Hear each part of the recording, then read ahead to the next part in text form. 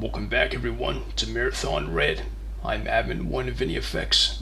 I'm actually playing this on my lunch break. Since I work remotely, got an hour lunch and I'm going to spend a good chunk of it playing Marathon because, good news, I just found out a breakthrough basically. Something of an open secret. I found a way that I can actually get through all this much easier than I thought for a while. So I'll show you what it is. Now you may recall at one point, this fusion mace, I didn't know what it was for. It seemed to be a melee weapon, and the secondary fire seemed unclear, even though it made a shield capsule pickup noise. It didn't show any shields increase, but apparently just did then, despite me standing still. But the point is, other times it wouldn't, like when I tried it before. So I'm not sure what's happening here. Maybe it's that I was looking up, that's the thing. But anyway, I found out that I can heal myself by running while doing it. You'll see my shields are going up. Now, you'll see they just seemingly went down. You might think, oh, so is there a certain cap? No, what it actually is that this allows you to exceed the normal amount of shields. So I'm giving myself like several layers at once. So let's go ahead and do that several times here. Of course, I'll be able to do this as many times as I want, so this will carry me through all the other levels very easily. And to think, I thought this whole time that Ian was just leading us to a slog, because again, I had tried this before and it didn't work. But I think it might have been just that I was aiming down too low. Let's see. It still works there, but what if I do it while standing still? Yeah, that might have been the issue. It's like something about it, this invisible projectile, I guess, that you're supposed to kind of run into in time. I don't know how the mechanism works, but it's pretty cool and sophisticated. I've never seen anything like this in a marathon scenario. It's pretty creative.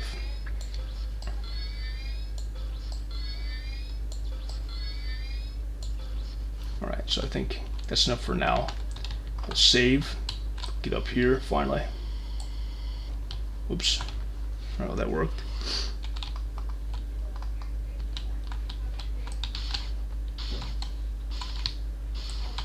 So I initially thought that maybe Ian was being too brutal, but it turns out he might have been possibly a bit too generous, because now, as long as I have infinite shields this way, in a manner even more efficient than is found through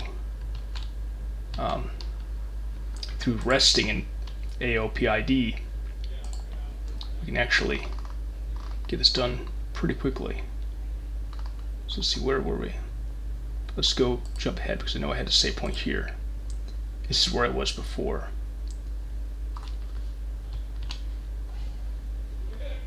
Yeah. So let's do that again. What the hell?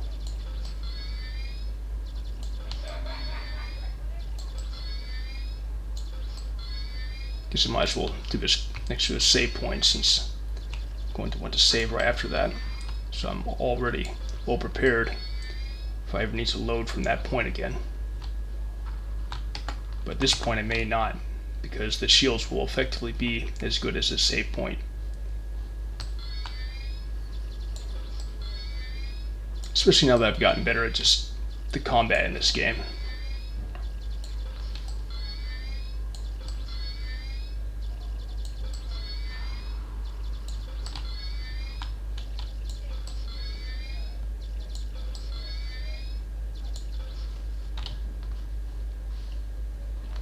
Alright, that's good enough. Let's go to where I was having trouble before. This time I know where we're all to go to, so I'll just rush through it. I don't have to worry about dying.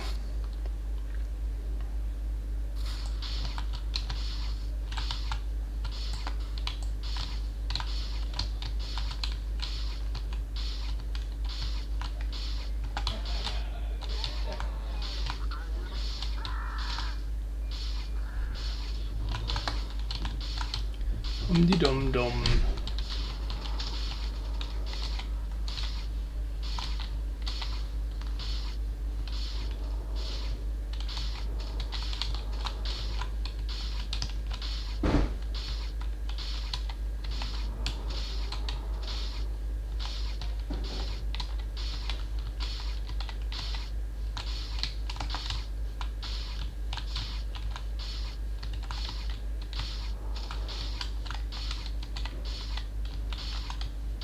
There's just about everything in this area, this whole hive part.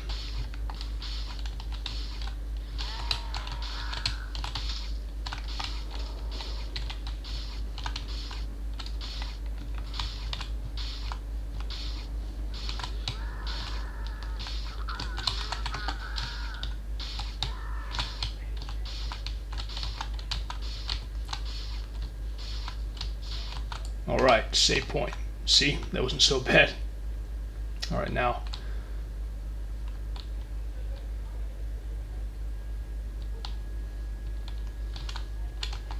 Okay, so what's this here?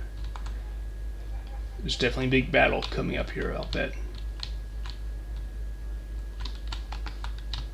Door won't open yet. If I step on here. Oh yeah, here we go. Bunch of droids. Yeah, I definitely wouldn't have been able to do this at the level I was at before of shields. There's just too much shit happening.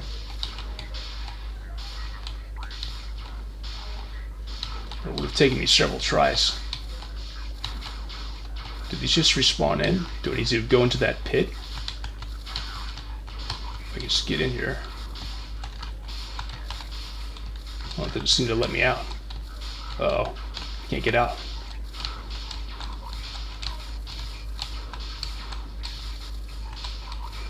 I might have fucked up. I don't think I can get out of here. Wait, yes I can. I can use the jetpack, of course. But it might be too late for me now, because I can't switch in time to, yeah. But hey, at least I know what to do. I know not to go into that pit. So, let's do that again, shall we?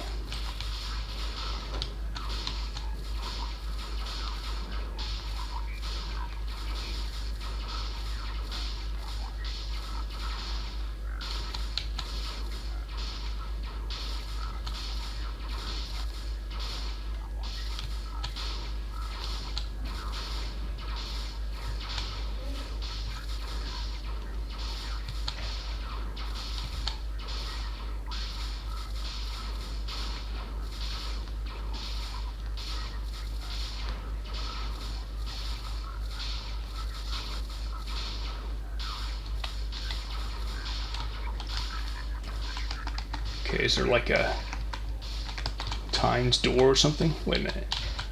Oh, it's just, yeah, 5D space. Do any of these work? These open at a certain point. How do I get out of here? Oh, here we go. Yeah, something's opening up right there.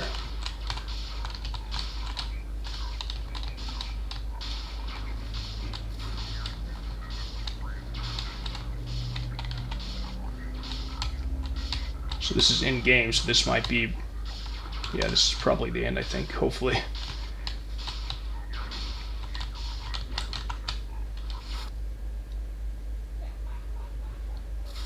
Oh, shit, more? So much for in game, huh? Even had it all caps too. Guess it was a troll level title. Okay, so I see some switches. Looks like they're remote. I may not be able to reach them.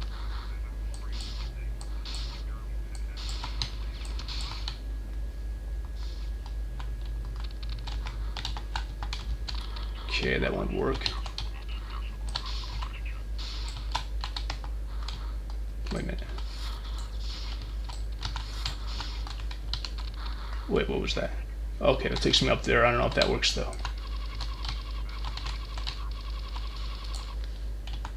Let's try that again.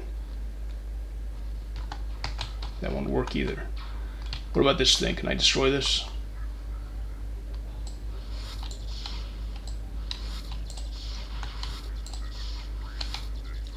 Did I just destroy something?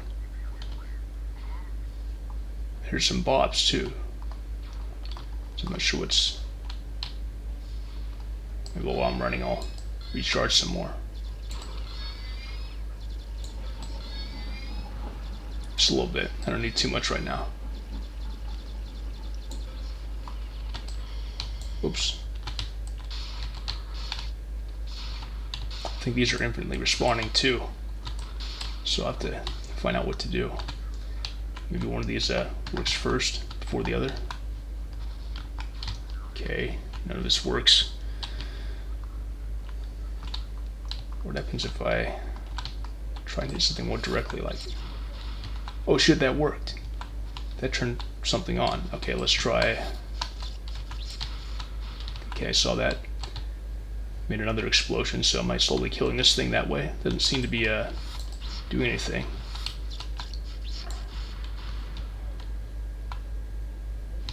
Okay.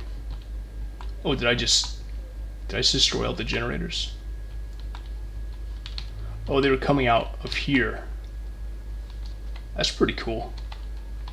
Do I just kill this thing right here? Let's see if there's anything down here. I'm a bit wary of taking certain risks because, granted, I can ultimately do this, but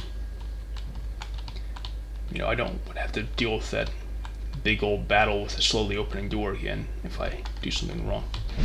Oh, closed door. Interesting. Okay, well, let's see what happens if we try to kill this thing.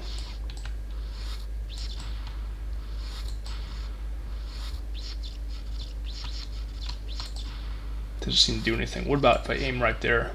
Because it looks like a big version of one of those small drones I dealt with earlier on that had the hitboxes I couldn't figure out until Harrison pointed them out. I don't know if that's doing anything or not.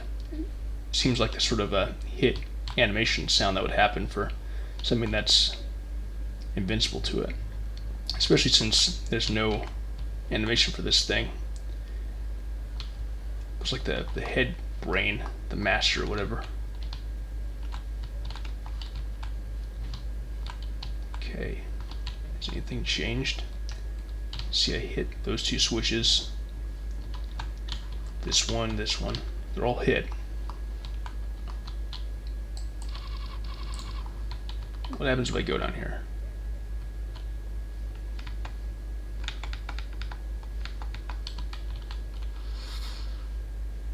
Oh, it just takes me back. Bizarre. Okay, I'm not sure what needs to be done here. This level's called How Big's Your Can. I see some human down here. See that door is also shut.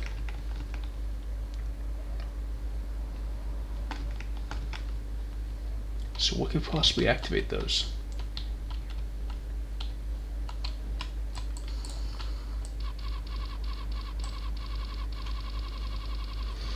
Do this for a while, see if it does anything.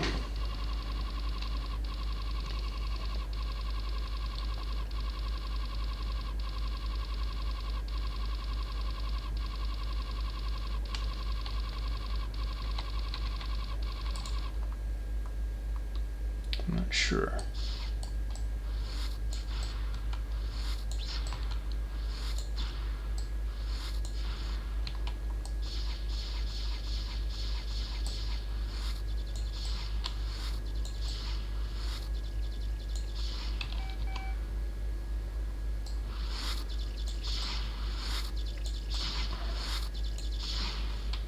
Taking a snapshot of this. This is pretty cool looking.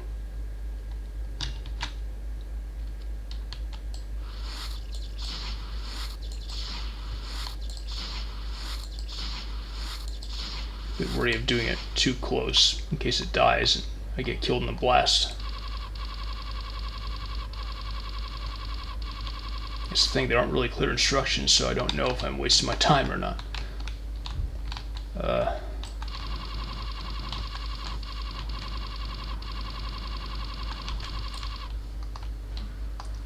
Wait a minute. What happens if I try and get up there? Oh shit. Weird how it only kills me if I go up there. So, at the very least I should avoid it. I have to do that annoying fight all over again. At least I know what to do now.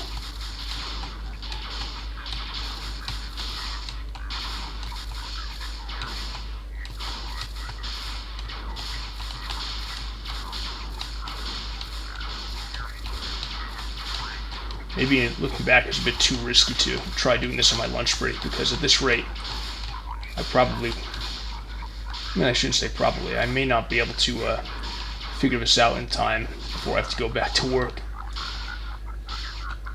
Which point I'll have to just come back to this at a later time and go back to the save point just before this battle.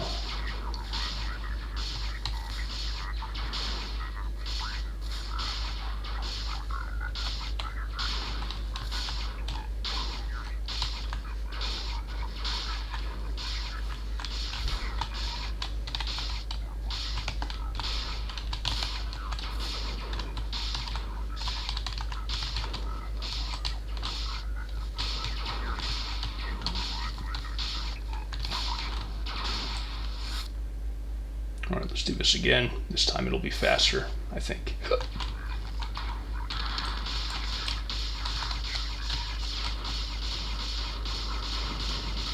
See, that doesn't do anything. Stupid.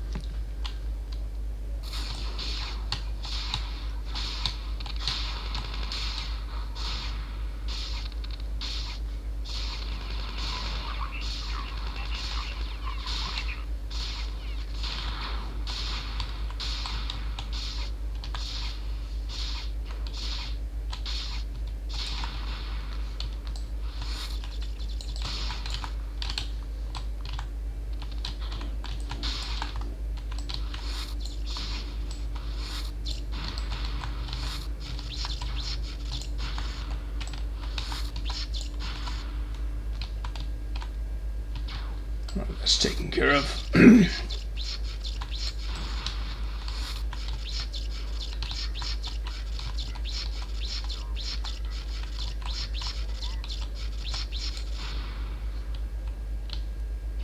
Right, I'm going to recharge here. Do it for a fairly long while.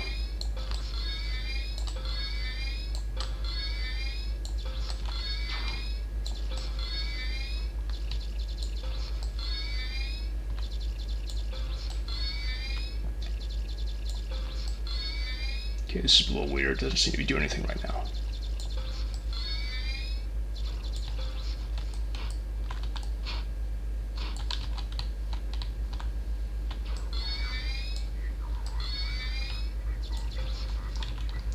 Alright, where's that thing? I'm gonna kill it.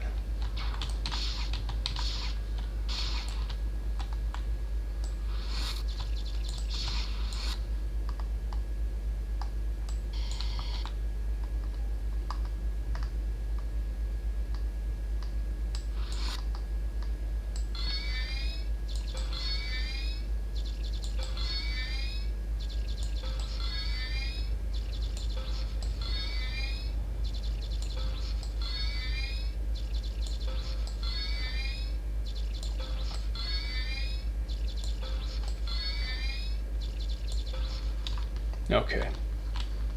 Now let's try something, because I've noticed every time I hit one of the switches, there's some sort of explosion.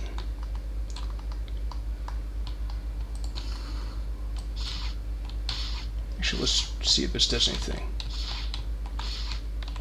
Thing is, I wondered if that explosion was signifying some sort of damage to this thing.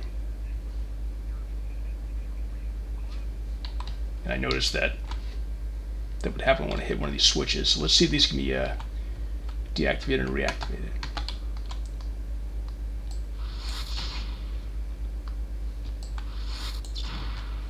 Alright, so that turns it off. Doesn't seem to do anything.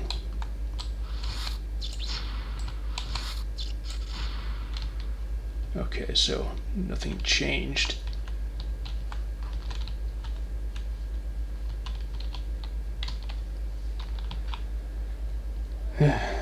Really not sure what to do here.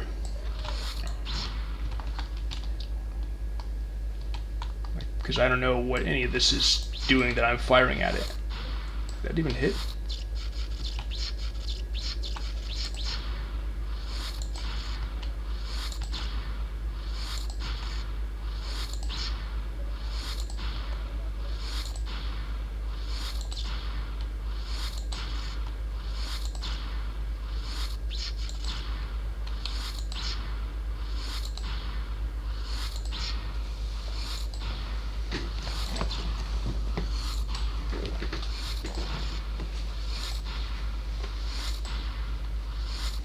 Gonna aim straight for the eyeball.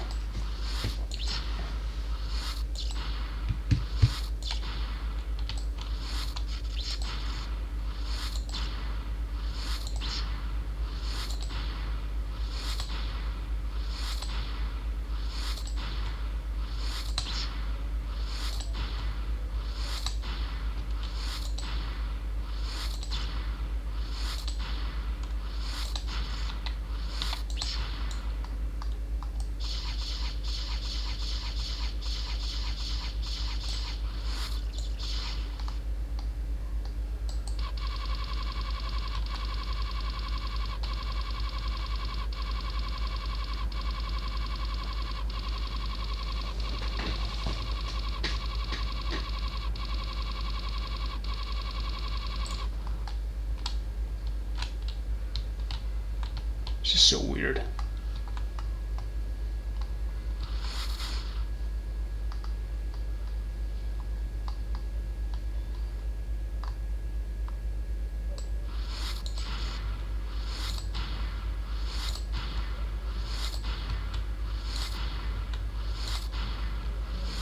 Is there another one of these slowly opening doors?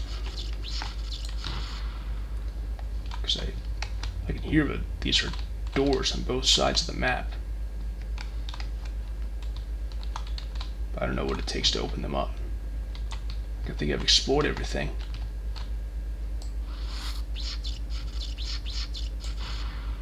Is there something behind those walls?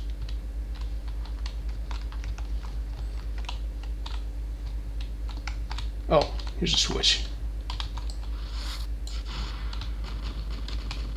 So that's what it took. Okay. Blew up. Here we go. Oh shit. Might need to get out of here now. Oh, is that lava here? Ah. Shit. I need to get out of here. Man, that's cool. Fucking chase explosion.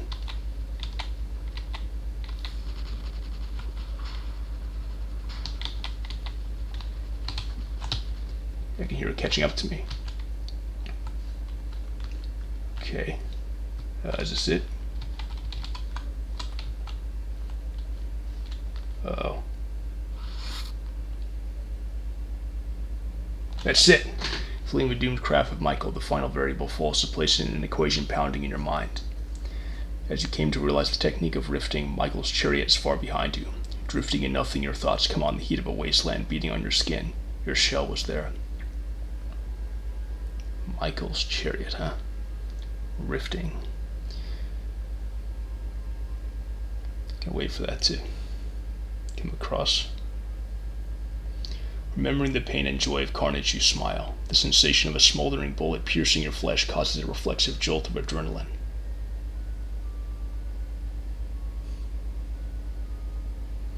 The ancient machines are with you once again. Look at this awesome menu theme here.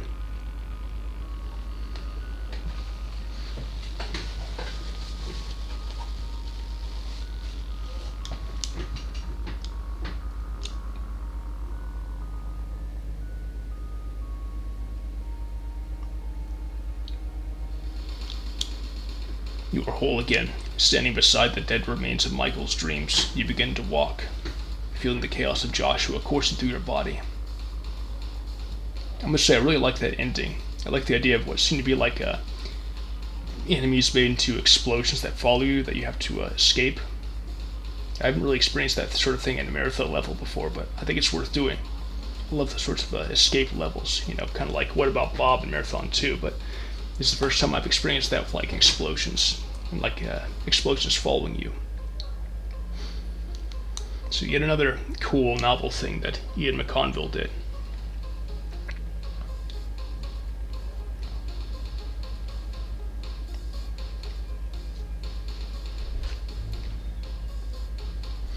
With Joshua now dead, his infection is regressing.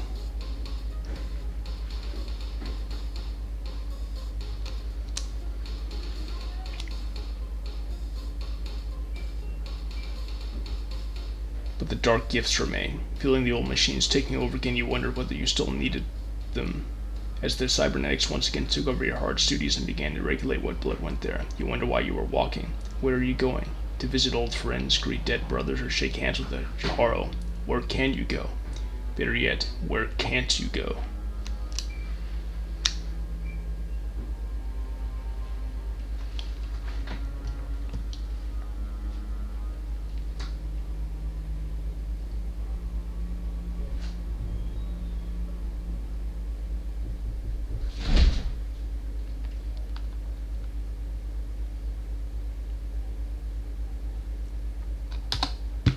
Well, that was it, everyone.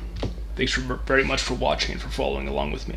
I must say, even though Marathon Red did have its flaws as we went over, obviously, I sort of broken record about the hitboxes issue, but all in all, I think it's very good, it's very challenging, and it's the most I've ever experienced with a marathon scenario where I came up to a point where I feel like I couldn't continue because I was facing a new challenge I hadn't really faced before, and yet somewhere within all the new things introduced was something of a clue or a key or way out. And by taking time away, thinking on it, coming back, sometimes retreading, old paths, I found that I could do it. And through that, I believe I've become a better player, a better overall thinker when it comes to this sort of stuff.